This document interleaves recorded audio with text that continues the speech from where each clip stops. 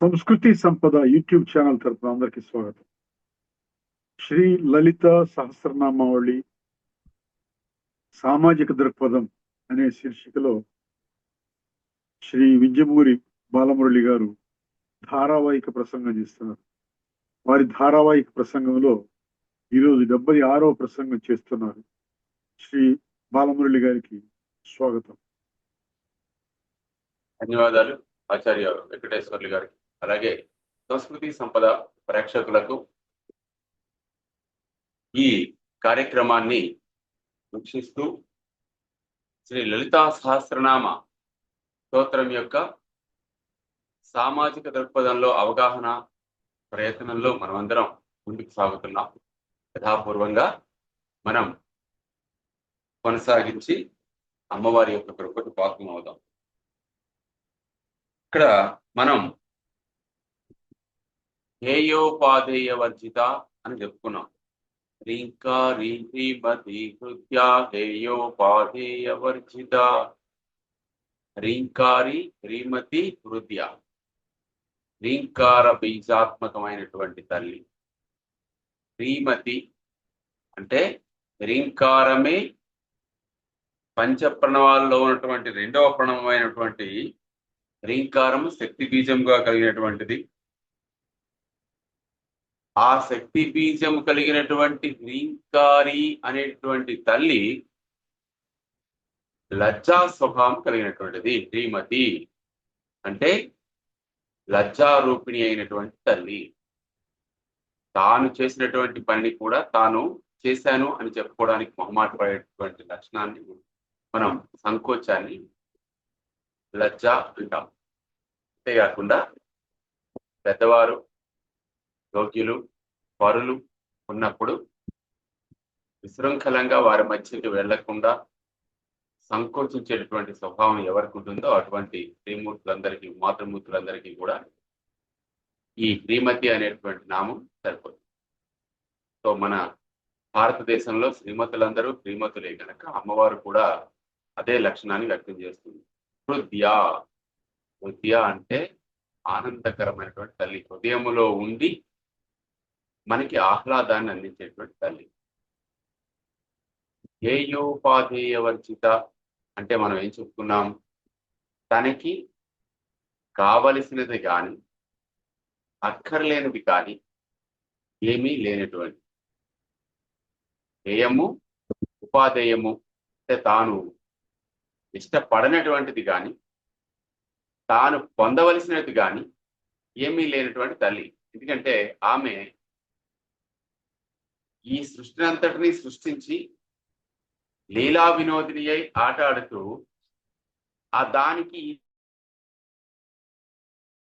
అంతటిలోనూ తానే ఉంటూ దానికి తనని తాను దూరంగా ఉంచేటటువంటి తల్లి. తాను బయటన ఉండేది తానే, లోపల ఉండేది తానే. ఇది పరమేశ్వర తత్వం అన్నమాట, నారాయణ తత్వం. అంతే కదా, అంతఃబహిష్ట తత్పర్వం వ్యాప్యం నారాయణ పరః. అంతర్బహిష్ట తత్సర్వం, లోపల ఉన్నది బయట ఉన్న తత్సర్వం అంతా సకలం కూడా వ్యాపించి ఉన్నటువంటి తత్వం ఏదిరా అంటే నారాయణ తత్వం. అమ్మవారు సాక్షాత్తు నారాయణీ స్వరూపిణి కనుక అమ్మవారు కూడా విశ్వము లోపల ఉన్నది, విశ్వము బయటన ఉన్నది. కాబట్టి ఆవిడికి పొందవలసినది కానీ ఆవిడికి అక్కర్లేనిది కానీ విసర్జించవలసినది కానీ ఏమీ ఇందులో లేవు. లీలామాత్ర రూపిణి అయి అమ్మవారు ఈ ప్రపంచాన్ని తన ఒక ఆటగా నడిపిస్తున్నటువంటి తల్లి అన్నమాట.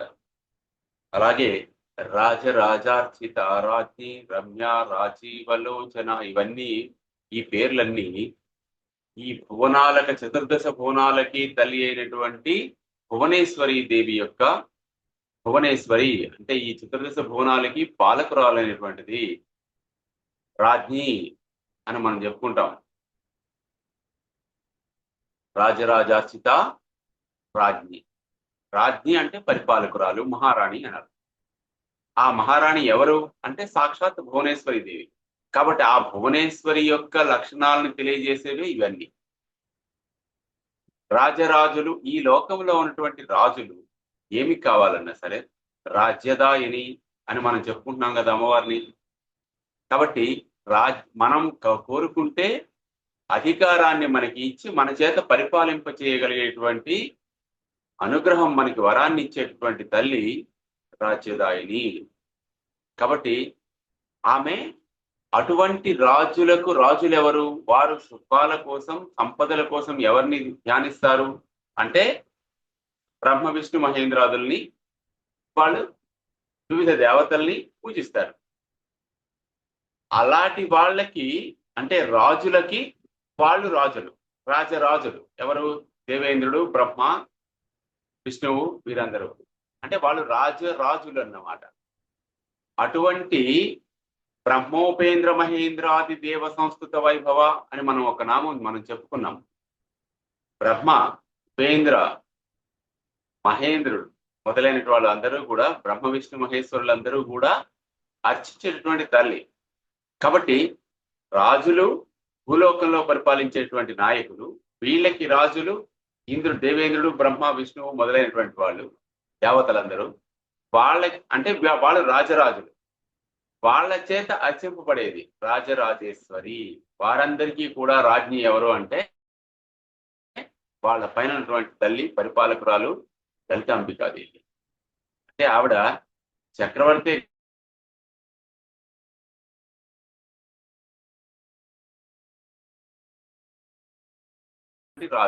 రాజ్ఞి ఆవిడ. కాబట్టి ఆవిడ రాజరాజార్చిత, రాజరాజుల చేత కూడా అర్చన, సేవ, పూజ పొందేటటువంటి తల్లి. ఎందుకంటే వాళ్ళందరికీ కూడా ఆమె యొక్క కరుణ వల్ల వైభవం కలుగుతుందన్నమాట. యావన్ మందకటాక్షలబ్ధ విభవత్ బ్రహ్మేంద్ర గంగాధరాం త్వాం త్రైలోక్య కుటుంబినీం సరసిజాం వందే ముకుంద ప్రియాం అని మనం మహాలక్ష్మీదేవిని ప్రార్థిస్తాం కదా. ఆ మహాలక్ష్మీదేవి అంశ ఎవరిది అంటే అమ్మదే కదా. కాబట్టి అమ్మ ఏం చేస్తుంది? యావన్ మందకటాక్షలబ్ధ విభవత్ బ్రహ్మేంద్ర గంగాధరాం. బ్రహ్మ, ఇంద్రుడు, ఈశ్వరుడు మొదలైనటువంటి వాళ్ళందరూ కూడా అమ్మ యొక్క కటాక్షం, కడగంటి చూపులో కూడా పూర్తిగా చూడటం కాదు, మంద కటాక్షం, కడగంటి చూపులో కూడా అతి చిన్నదైనటువంటి చూపు అన్నమాట. ఆ మాత్రం చూపు పడినంత మాత్రములో బ్రహ్మ విష్ణు మహేశ్వరులందరూ కూడా ఎంతో శక్తివంతులై విభవత్ బ్రహ్మేంద్రం గంగాధరాం విభవత్ వాళ్ళు వైభవాన్ని పొందుతున్నారు. ఎంతో పరాక్రమాన్ని, శక్తిని, పరిపాలించగలిగే దక్షతని పొందుతున్నారు. కాబట్టి ఆవిడ రాజరాజార్చిత అనేటువంటి నామం అమ్మవారికి ఆ విధంగా సార్థక నామం అయిందన్నమాట. కాబట్టి ఆమె రాణి. ఎవరికి రాణి? ఈ చతుర్దశ భువనాలకి రాణి. చతుర్దశ భువనాలకి రాణి అయినటువంటి, రాజ్ఞి అయినటువంటి అమ్మవారు ఎవరు అంటే సాక్షాత్ భువనేశ్వరి దేవి. భువనేశ్వరి దగ్గర నుంచి ఈ నామాలన్నీ కూడా ఆమె యొక్క లక్షణాలను తెలియజేసేది. ఈ రాజ్ఞి అనే పదానికి లాటిన్ లో రెజీనా అనే పదం ఉందని గురువు గారు చెప్తారు. రెజీనా అనే పదం రాజ్ఞి అనే పదానికి సరిపోతుంది, పరిపాలకురాలు అనేటువంటి అర్థం. బహుశా దీని నుంచి ఆ పదమైన పుట్టుండొచ్చు. సంస్కృత భాష దానికన్నా ప్రాచీనమైనది కాబట్టి ఈ పదం నుంచి ఆ పదం పుట్టింది అనుకుంటున్నాను. ప్రపంచ భాషలన్నిటిలోని ఉన్నటువంటి చాలా పదాలు సంస్కృత ప్రాకృత మూలాలు కలిగి ఉన్నవి గనక, సంస్కృత భాష దేవా భాష కనుక ఈ సంస్కృత భాషలో చాలా పదాలకి మనకి వివిధ భాషల్లో, ప్రపంచ భాషల్లో సమానార్థక పదాలు మనకి దొరుకుతూ ఉంటాయి, తద్భవాలు. అందువలన ఈ రాజ్ఞి అనే పదం అమ్మవారికి మాత్రమే చెందినటువంటి ఉత్కృష్టమైనటువంటి పాలకురాలు అనే అర్హత ఆమెకి, మరి ఎవరికి లేదన్నమాట. అలాగే రమ్య, రమ్ అనే ధాతువు నుంచి రమ్య అనేది వచ్చింది. రమ్ అంటే అర్థం ఏమిటి? ఆహ్లాదాన్ని అందించేది. కాబట్టి అమ్మవారు ఎక్కడుంటుంది? హృదయ అని మనం చెప్పుకున్నాం కదా, హృదయవాసిని. ఎవరి హృదయవాసిని? మునిమానస హంసిక, మునుల యొక్క హృదయములో ఉండేటువంటిది కాబట్టి హృదయ. మునిమానస హంసిక అంటే మునుల యొక్క మానసములందు హంసల రూపంలో ప్రవర్తిస్తూ ఉండేటటువంటిది. వారి శ్వాసే ధ్యానం. కాబట్టి ఉశ్వాస నిశ్వాసలే ధ్యానముగా కలిగినటువంటి మునులు ఏ తల్లినైతే జపిస్తూ ఉంటారో, ఏ తల్లి మంత్రాన్ని అయితే జపిస్తూ ఉంటారో, ఆ తల్లి మంత్రము రూపంలో మంత్రరూపిణి అయినటువంటి ఆ తల్లి వారి యొక్క శరీరమునందు వసిస్తుంది. ఆమె హృదయ. మరి ఇక్కడ రమ్య అటువంటి హృదయంలో నివాసం ఉంటూ ఆవిడ ఏం చేస్తుంది? ఆనందాన్ని అందిస్తుంది. అది ఆనందో పరబ్రహ్మ. పరబ్రహ్మ శాశ్వతమైనటువంటి ఆనందం అమ్మవారు మనకి అందిస్తుంది అనమాట. అందువల్ల ఆవిడ రమ్య. ఆహ్లాదకరంగా ఉండడం ఎలా అని ఎవరైనా ప్రశ్నిస్తే ఆహ్లాదకరంగా ఉండడమే వస్తుంది. అంటే అర్థం ఏమిటి? ఆనందంగా ఉండడం అంటే ఆనందం మార్కెట్ నుంచి కొనుక్కొచ్చే వస్తువు కాదు కదా. మన ఆలోచనయే మనకి ఆనందాన్ని అందిస్తుంది. ఎన్ని భోగాలు ఉన్నా సరే మనం సుఖపడుతున్నాం అనే భావన లేకపోతే ఆ భోగాలన్నీ వేస్ట్. మామూలుగా చెమటోటి సంపాదించిన వాడు ఆ మాత్రం దొరికినటువంటి అన్నంతో పచ్చడి మెతుకులు తిన్నా, గంజి మెతుకులు తిన్నా మహా ఆనందంగా అమ్మయ్య ఇవాళ కడుపు నిండింది అని పొందేటటువంటి ఆనందం సుఖపడుతున్నాను అనేటువంటి తలంపుతో కలుగుతుంది వాడికి. కాబట్టి ఆ ఆనందం ఈ మరి పెద్ద పెద్ద సౌధాలలో అనేక భోగాలు అనుభవిస్తున్న వాడికి నేను ఇంకా సుఖపడట్లేదు అనే అసంతృప్తితో ఉంటాడు చూడండి, వాడికి లభ్యం కాలేదు అని అర్థం. అంతేకాకుండా ఇక్కడ ఆనందము లభ్యమవడం లేదా ఆనందం లభ్యం కాకపోవడం అనేది మనం ఇష్టపడడం, మనం ఇష్టపడకపోవడం అనేటువంటి భావనలో ఆధారపడి ఉంటుంది. మనం ఇష్టపడితే ఆనందం రాదు. ఏది వచ్చినదో దానిని ఇష్టపడితే మనకి ఆనందం వస్తుంది. మా పాదాలు దర్శిస్తాం. అలా దర్శించినప్పుడు మనకి కోరికల లిస్ట్ అంతా అమ్మవారి నుంచి చదివామనుకోండి, అమ్మవారు అన్ని ప్రసాదిస్తుందా? లేదు. ఆమె తల్లి. పిల్లవాడు అడిగినవన్నీ అమ్మ ఇచ్చేస్తుందా? అమ్మకి పిల్లవాడంటే ప్రేమే. వాడంటే ఎంతో ముద్దు, అల్లారు ముద్దుగా ఎత్తుకొని నెత్తి మీద పట్టుకుని మరి వాడిని బుజ్జగిస్తుంది. కానీ వాడు అడిగినవన్నీ అమ్మ ఇస్తుందా? ఇవ్వదు. ఎందుకు ఇవ్వదు? అలా ఇవ్వడం వల్ల వాడి ఆరోగ్యం ఎక్కడ పాడవుతుందో అని అమ్మకి భయం. కాబట్టి ఆవిడ ఏం చేస్తుంది? ఎంత ఇస్తే వాడికి ఆనందం కలుగుతుందో అంతే ఇస్తుంది. ఎంత తినిపిస్తే వాడు సుఖంగా ఉంటాడో అంతే తినిపిస్తుంది. అంతకు మించి తినిపిస్తే అరగదరా, అరే అంతకన్నా ఎక్కువ తినకో అని ఒక హెచ్చరిక జారీ చేస్తుంది. జగన్మాత కూడా అంతే. మనం అడిగినవన్నీ ఆవిడ ఇచ్చేయదు.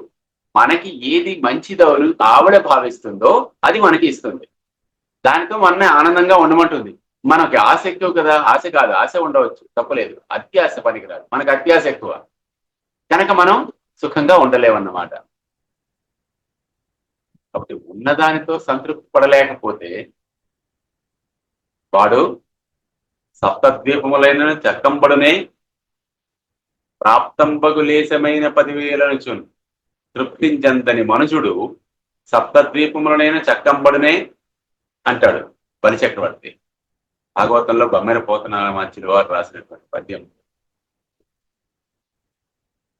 ప్రాప్తించినది లేశమైన ఇంత మాత్రం దొరికినా సరే దానితో తృప్తి చెందనటువంటి మనిషి సప్తద్వీపాలు దాటి వెళ్ళిపోయినా సరే, సప్తద్వీపాలని తన అధీనంలోకి తెచ్చుకున్నా సరే వాడు తృప్తి పొందలేడు అనమాట. కాబట్టి అక్కడ మనకేం చెప్తారు? ఎంతో మంది ఉన్నారు. ఒకప్పుడు భూలోకానంతటిని పాలించినటువంటి మహారాజు కాసింబందిరిగాక విజాశాంతంబులను చూచిరే అంటాడు శుక్రాచార్యులతో బలిచక్రవర్తి. ఎవరు? వైన్యగయ భూకాంతాదులు అర్ధకామాసన్. అర్ధము కామము వీటిని సాధించడం కోసం గయుడు మొదలైనటువంటి మహారాజులందరూ కూడా మొత్తం ఈ వారాసి ప్రావృతమేది నీ వలయ భూఖండంపు తాను అబ్బినన్ కాసింబొందిరిగా. వారాసి ప్రావృతమైనటువంటి సముద్రముతో చుట్టబడి ఉన్నటువంటి ఈ భూఖండమును అంతటినీ కూడా, అంటే యావత్ ప్రపంచాన్ని జయించినా కూడా ఇంకా బాధ అనేది వాళ్ళకు ఉండిపోయింది. నిజ అశాంతంబులను చూచిరే. వాళ్ళ ఆశలకి అంతం అనేది ఎక్కడైనా వాళ్ళకి కనిపెట్టారా? లేదే. అంటే అర్థం ఏమిటి? ఆశ నిడుపు లేదంతంబు రాజేంద్ర సూక్తులు అందించారండి బొమ్మల పోతనామాత్రులు.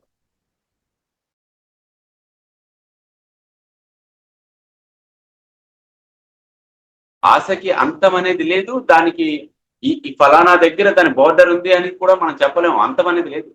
ఆశ అలా పుడుతూనే ఉంటుంది. ఒక కోరిక తిరిగితే మరో కోరిక, మరొక కోరిక తిరిగితే మరో కోరిక, అలా వస్తూనే ఉంటాయి. కాబట్టి ఇక్కడ రమ్య ఆహ్లాదాన్ని ఇచ్చేది అమ్మవారు అంటే అర్థం ఏమిటంటే, మనకి ఎలా ఉండడం వలనైతే మనకి ఆనందం ఉంటుందో అలాంటి స్థితిని, ఎటువంటి సంపదలు ఉండడం వల్ల మనకి సంతోషం కలుగుతుందో అటువంటి సంపదల్ని మనకి అనుగ్రహిస్తుంది అమ్మవారు. ఎంచి కూర్చి ఏర్చి మరీ మనకి ఇస్తుంది. మనకి ఇచ్చింది మనకి నచ్చదు. తప్పెవరిది? అమ్మ దగ్గరికి వెళతాం, మనకన్నా గొప్పది అంటాం, అమ్మ అన్ని ఇస్తుంది అంటాం, అమ్మ ఇచ్చింది మహాప్రసాదం అంటాం. కానీ నిజంగా వాస్తవానికి వచ్చేటప్పటికి, జీవితానికి వచ్చేటప్పటికి మనం గ్రహించాం, మళ్ళీ మాయలో పడతాం. నాకు తగినదే నాకు లభించింది అనేటువంటి ఆలోచన ఎందుకు రాదంటే మనిషికి దురాశ ఎక్కువ. సంతృప్తి పడడం అనేది నేర్చుకోవాలి, లేకపోతే అశాంతియే మిగులుతుంది. అదన్నమాట మనం చెప్పేది. కాబట్టి ఆ రాజీవలోచన అయినటువంటి అమ్మ, రాజీవలోచన అని మనం చెప్పుకోవడంలో ఉద్దేశం ఏంటంటే, అమ్మవారి తనకు సౌందర్యాన్ని మళ్ళీ మధ్యలో వసిన్యాది వాగ్దేవతలు మనకు గుర్తు చేస్తున్నారు. అమ్మవారి కళ్ళు ఎంత సౌందర్యవంతమైనవంటే, రాజీవలోచన అంటే పద్మపత్రముల వంటి విశాలమైన నేత్రములు కలిగినటువంటి. పద్మపత్రములు ఎంత విశాలంగా ఉంటాయి, అంతంత విశాలమైనటువంటి కళ్ళు. ఎందుకంత విశాలమైన కళ్ళు అంటే, ఆవిడ సాక్షాత్ ప్రకృతి స్వరూపిణి, సౌందర్య రాశి, ఆవిడే సౌందర్యం. కాబట్టి అన్నుల మిన్న అనే పదం ఎవరికైనా సరితూగుతుందా అంటే అది అమ్మవారికే చెందుతుంది. అన్యులని అన్నుల మిన్న మనం అనలేం. అన్ని మంచి లక్షణాలు అక్కడే ఉన్నాయి, అన్ని సద్గుణములు అమ్మలోనే ఉన్నాయి, అన్ని సౌందర్యాలు అక్కడే ఉన్నాయి. కాబట్టి అమ్మవారి తలక కళ్ళు అంత విశాలంగా ఉంటాయి అంటే అర్థం ఏమిటంటే, పద్మపత్రాలు అంత విశాలంగా ఉన్న కళ్ళు ఊహించుకోవడం కాదు ఇక్కడ విశేషం. ఇంతటి 14 చతుర్దశ భువనాలని దర్శించగలిగేటువంటి చూపులు అమ్మవారివి అని గ్రహించడం. వారి కళ్ళు విశాలంగా ఉన్నాయంటే అందంగా ఉన్నాయి, పెద్దవి ఇంత ఉన్నాయంటే అంతంత ఉన్నాయని కాదు అర్థం. అక్కడ అమ్మ చూపులు ఈ విశ్వం మొత్తం వ్యాపించి ఉంటాయి అని చెప్పడం కోసం సంకేతార్థం. పెద్ద కళ్ళు జనరల్ గా సాధారణంగానే ఎవరికైనా ఉన్నా సరే అందంగానే ఉంటాయి. సో అందులో అది కాదు ఇక్కడ మనం ఈ చర్మచక్షువులతో మనకు కనిపిస్తున్న వ్యక్త ప్రపంచంలో ఉన్నటువంటి సౌందర్యం కాదు మనకు కావాల్సింది. లోకాతీతమైన సౌందర్య రాశి అమ్మవారు కనుక, ఆమె యొక్క సౌందర్యం వర్ణనలో కూడా, రాజీవలోచన అండంలో కూడా ఉద్దేశం ఏమిటంటే, అమ్మవారు ఈ మొత్తం ప్రపంచాన్ని దర్శించగలిగేటంతటి విశాలమైన కళ్ళు అమ్మవారివి. అమ్మవారి చూపు అంత విస్తరించి ఉంటుంది. అంటే 360 degrees కెమెరా, సీసీ కెమెరా ఎలాగైతే చుట్టూ మొత్తం అంతా కవర్ చేస్తుందో అలా అన్నమాట. మనం ఎదురుగా చూస్తున్నదే, ఎదురుగా వస్తున్నదే, ఏం చూసావరా అంటే మనం గుర్తుకుంటూ వెళ్ళిపోతాం. చూస్తూ చూడం, వింటూ వినం. అంటే అర్థం ఏమిటి? మనం మన చుట్టుపక్కల ఉన్న పరిసరాల మీద ధ్యానం పెట్టట్లేదు, ఎక్కడో ఉన్నాం. ఆలోచిస్తున్నది ఏదో ఆలోచిస్తున్నాం, చేస్తున్నది ఇంకేదో చేస్తున్నాం, వెళుతున్నది ఇంకేదో దిశలో వెళుతున్నాం. మరి అప్పుడు గుద్దుకోకపోతే ఏమవుతుందండి? యాక్సిడెంట్స్ అవుతాయి. కాబట్టి ప్రాబ్లం ఏమిటంటే, అమ్మవారి తరక సౌందర్యాన్ని మధ్య మధ్యలో గుర్తు చేయడంలో ఉద్దేశం ఏమిటంటే, వసిన్యాది వాగ్దేవతలకి అమ్మ రూపాన్ని మర్చిపోకండి.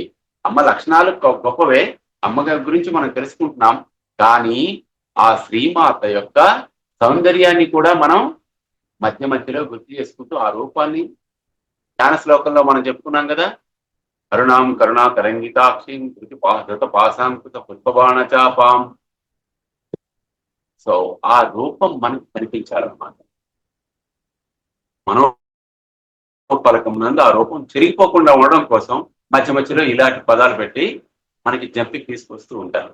కాబట్టి వసిన్యాది వాగ్దేవతలు చెప్పినటువంటి, అల్లినటువంటి ఈ శ్లోకం, ఈ మన సహస్రనామావళి మాలామంత్రము అంటారు. అంటే ఇది మనుష్యకృతం కాదు, దేవతాకృతం కనుక సాక్షాత్ అమ్మవారే చెప్పింది.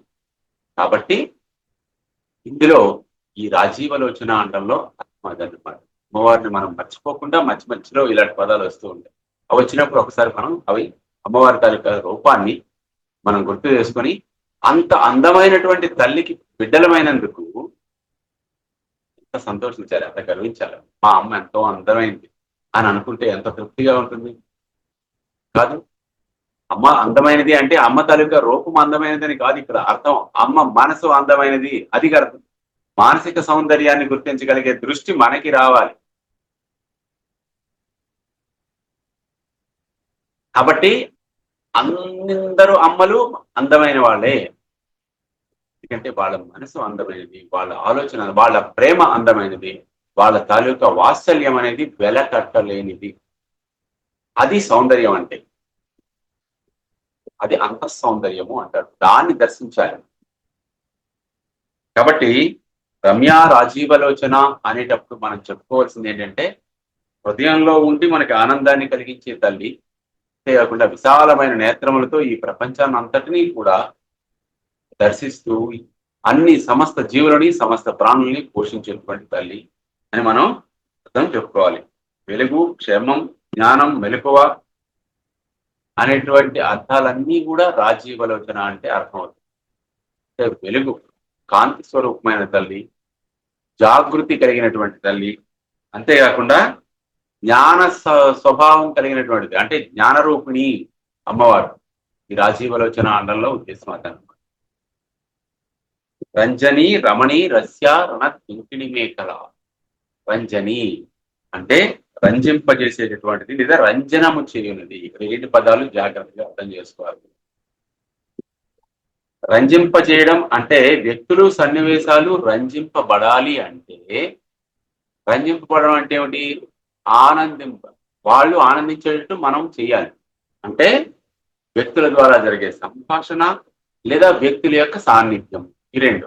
మనం ఒక వ్యక్తి దగ్గరికి మనం వెళ్ళామనుకోండి, ఆ వ్యక్తి దగ్గరికి వెళ్ళడం వల్ల మనం పొందేటటువంటి అనుభూతి, వారితో మాట్లాడడం అనేది మరొక అనుభూతి.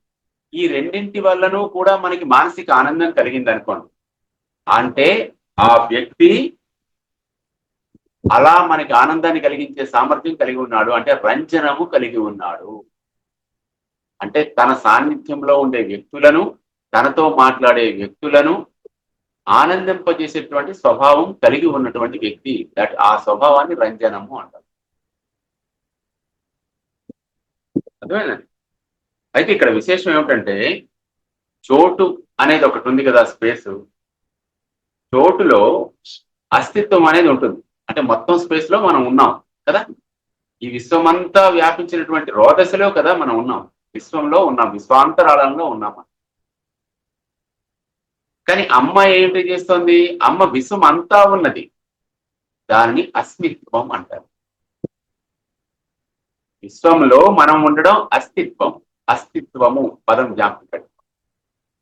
అస్తిత్వము అంటే మనం ఉండడం, అంటే ఈ మొత్తం చోటులో మనం ఒక దగ్గర ఉన్నాం, అది మన అస్తిత్వం. అస్మిత్వము అంటే ఏమిటి? అస్మిత లేదా అస్మిత్వము అంటే అర్థం ఏమిటి? ఈ విశ్వం అంతా కూడా వ్యాపించి ఉన్నటువంటి లక్షణం. మనం అంత వ్యాపించి ఉండగలమా? ఉండలేము. కేవలం ఆ శ్రీమాత లలితాంబికాదేవి మాత్రమే వ్యాపించి ఉంటుంది. ఆ పరమేశ్వరి, మహాకామేశ్వరి దేవి మాత్రమే అస్మిత్వం కలిగి ఉంటుంది. ఈ అస్మిత్వం కలిగి ఉండడం అన్నమాట అమ్మవారికి చెల్లుతుంది. కాబట్టి అంతటా తానై ఉంటూ, అన్నిటికీ బయట తానే ఉంటూ, అన్నిటి లోపల తానే ఉంటూ అందరినీ రంజింపజేసేది, ఆనందింపజేసేది అమ్మవారు అని రంజని అని మనం చెప్పుకుంటాం. ఇప్పుడు రమణి, రమణ్యై నమః, 3 అక్షరాల నామం. రమణి అంటే ఏమిటి? ప్రపంచం మనకు బాగుండాలంటే ప్రపంచంలో రమ్యత్వం ఉండాలి. ప్రపంచానికి మనం బాగుండాలంటే మనలో రంజనత్వం ఉండాలి, రంజనము చేసేటటువంటి గుణం. మరొకసారి పాయింట్ మనం జ్ఞాపకం పెట్టుకోవాలి. ఎందుకంటే ఇది చాలా డెప్త్గా ఆలోచించవలసిన, లోతుగా ఆలోచించవలసిన విషయం, గంభీరమైనటువంటి అంశం కనుక ఒక్కసారి మళ్ళీ చదువుతున్నాను చూడండి. ప్రపంచం మనకు బాగుంటే ప్రపంచంలో రమ్యత్వం ఉన్నది. అంటే ప్రపంచం రమ్యత్వము ఉన్నది.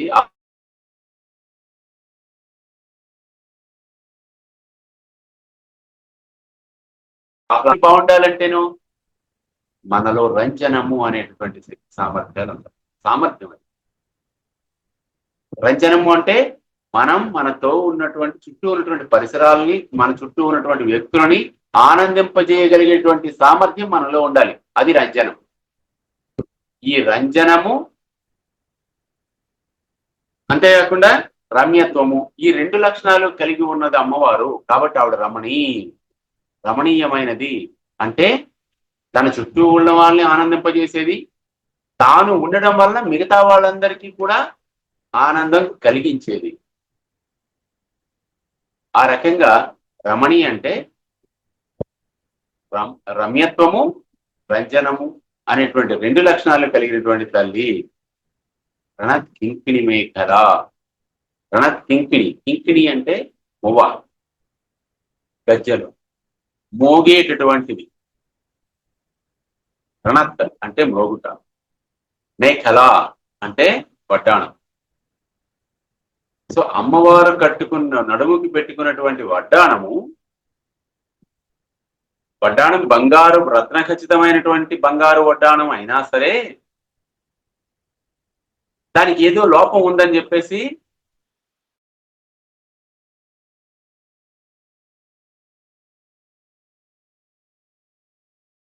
మువ్వలతో కూడినటువంటి వడ్డాణం ధరించింది. రణత్ కింకిణి మేఖల, రోగుతూ ఉన్నటువంటి మువ్వలతో కూడినటువంటి వడ్డాణము మొలనూలు ధరించినటువంటిది అని మనం చెప్పుకోవచ్చు. విశేషం ఏమిటి అంటే ఇక్కడ మేఖల అనే పదం మంత్ర సంకేతం. మేఖల అంటే వడ్డాణం అని ఉంది, మేఖల అంటే మంత్ర సంకేతం ఉంది. ఏముంది? పూర్వం మనం చెప్పుకున్నాం చూడండి, రాజ్ఞి, రస్య, రంజని, ఇవన్నీ చెప్పుకున్నాం కదా. రసస్వరూపిణి అమ్మవారు. రసో వైసహ అని వేదాల్లో ఎక్కడైతే ఎందులో అయితే రసం ఉందో అది పరబ్రహ్మం. కనుక రసము అంటే ఏమిటి అంటే అల్టిమేట్ నాలెడ్జ్. ఏదైతే అన్నిటికన్నా విశిష్టమైనటువంటి జ్ఞానము, విశిష్టమైనటువంటి తత్వము ఎక్కడ ఉందో అది అసలు రసం. అంటే కంటెంట్, కోర్ కంటెంట్ అన్నమాట. కాబట్టి అటువంటి అసలైనటువంటి రసస్వరూపిణి, కాబట్టి అమ్మవారిని రస్య అని కూడా అంటాం. ఈ అన్ని లక్షణాలు కలిగి ఉండడమే మనం ఇక్కడ మేఖల అంటే. ఇవన్నీ కూడా అమ్మవారిలో ఒక గుదిగుచ్చినటువంటి ఒక తోరణంలా, ఒక గొలుసులా, ఒక మేఖల, నడుముకు పెట్టుకున్న వడ్డాణంలా అమరి ఉన్నాయన్నమాట ఒకే దగ్గర. అది ఆ భువనేశ్వరి మాత యొక్క రూపం. మనం మళ్ళీ అదే జ్ఞాపకం తెచ్చుకోవాలి. అమ్మవారు భువనేశ్వరి మాత యొక్క లక్షణాన్నే మనం చెప్పుకున్నాం ఇప్పుడు ఎంతవరకు. ఇవన్నీ అమ్మ యొక్క లక్షణాలే. కాబట్టి అమ్మ యొక్క మేఖల మనకి ఈ మంత్రంలో ఉన్నటువంటి బీజాక్షరాలు అన్నీ కూడా ఒకదానితో అనుసంధానమై ఒక మాలలా ఉన్నాయి అని మనకి తెలియజేస్తాయి అన్నమాట. ఈ మేఖల అన్న పదంలో ఉన్నటువంటి అంతరార్థం. మామూలు అర్థంలో చెప్పుకుంటే మువ్వలతో మ్రోగే, చిరు మువ్వలతో మోగుతున్నటువంటి వడ్డాణం ధరించినటువంటి తల్లి అని మనం చెప్పుకుంటాం. మామూలు దృష్టార్థం అన్నమాట, వాచ్యార్థం. కాబట్టి వాచ్యార్థం కాదు, వాచ్యార్థం కన్నా అంతరార్థం ఏముంది అది మనం గమనించాలి. కాబట్టి హృదయం ఏమిటి అది తెలుసుకోవాలన్నమాట. ఇది మనకి అమ్మవారి నామంలో ఉన్నటువంటి గొప్పతనం. రమా రాకేందు వదన, చూడండి, రమా రాకేందు వదన, రతిరూప రతిప్రియ. అమ్మవారి తాలూకా లక్షణాలనే వర్ణిస్తున్నాడు. రమా అంటే లక్ష్మీదేవి, సాక్షాత్తు శ్రీదేవి రమా అంటారు. మనం ఈ పేరు మనం ప్రతి ఆడపిల్లకి మన ఇంట్లో ఎవరికో ఒకటి మనం ఈ పేరు పెడతాం. లక్ష్మి అనో, శ్రీదేవి అనో, రమా అనో, మొత్తం మీద లక్ష్మికి సంబంధించినటువంటి నామాలు ఏదో ఒకటి ఖచ్చితంగా ఆడపిల్లకి పెడతాము. కాబట్టి రమా అంటే రమింపదగిన వాటికి ఆరామముగా ఉండేది. ఆరామము అంటే నివాస స్థానం. ఏ ఏ వస్తువుల చేత మనం ఆనందిస్తాము, ఏ ఏ వస్తువులని భోగ వస్తువులని మనం అనుకుంటాము, లగ్జరీస్, అటువంటివన్నీ కలిగి ఇచ్చేటటువంటి తల్లి రమ. రమ్యమైనటువంటి వాటిలో ఉండేది అంటే మనం అనుభవించదగినటువంటి భోగాలను మనకు అందించే వస్తువులు ఏవైతే ఉన్నాయో అవన్నిట్లోనే ఉన్నటువంటి తల్లి ఎవరు అంటే రమా రూపంలో ఉన్నటువంటి పరమేశ్వరి అని మనం చెప్పుకోవాలి. అటువంటి గృహము, రాజ్యము, స్వర్ణము, వైకుంఠము ఇవన్నీ కూడా ఆనందాన్ని ఇచ్చేవే. గృహము, ఇల్లు కూడా వస్తువే కదా. రాజ్యం మనకు తాలూకా ఆఫీస్ అనుకుందాం ఇప్పుడు ఈ కాలానికి. స్వర్ణం అంటే బంగారం. వైకుంఠం ఎక్కడ కుంఠనము లేదో అది, ఎక్కడ బాధ లేదో అది ఆనందదాయకమైనటువంటి ప్రదేశం వైకుంఠం. కాబట్టి అదే మనకి అల్టిమేట్ అబౌట్ అనమాట. కాబట్టి పరమేశ్వరుని యొక్క సాన్నిధ్యం వైకుంఠానికి చేరుకున్నాడు అంటే శాశ్వతానంద లోకానికి చేరుకున్నాడు అని అర్థం. అదే వైకుంఠం. కాబట్టి వీటన్నిటిలో అస్తిత్వానికి సంబంధించినటువంటి స్థితి శక్తిని లక్ష్మీదేవితో సంకేతిస్తారు. అస్తిత్వము మనం ఒక లక్షణం చెప్పుకున్నాం, పంచ లక్షణాలు, చైతన్య లక్షణాలు. అస్థి, ఆతి చెప్పుకున్నాం కదా. నామము, రూపము కదా. ఇందులో అస్థి, భాతి, ప్రియము ఈ మూడు లక్షణాలు కూడా పరబ్రహ్మ లక్షణాలని మనం చెప్పుకున్నాం. కాబట్టి ఇక్కడ అస్థి అనేటువంటి ఉన్నది ఏదైతే మనకి ఈ ప్రపంచంలో కనిపిస్తున్నదో అది అస్థి. మనకి కనిపిస్తున్నటువంటి మనం ఇంట్లో ఏర్పాటు చేసుకున్నటువంటి లగ్జరీ ఐటమ్స్ అన్ని కూడా అస్థి మనకు కనిపిస్తున్నది. అదే లక్ష్మీ స్వరూపం అన్నమాట. కాబట్టి రమ అంటే అటువంటి వస్తువుల రూపంలో మనకి ఆనందాన్ని ఇచ్చేటువంటి శక్తి, వాటిని మనకి అనుభవించేటటువంటి తత్వాన్ని మనకు అందించేది కనుక రమా అని అమ్మవారిని మనం చెప్తాం. శ్రీమాత్రే నమః. శ్రీ గురుభ్యో నమః. స్వస్తి.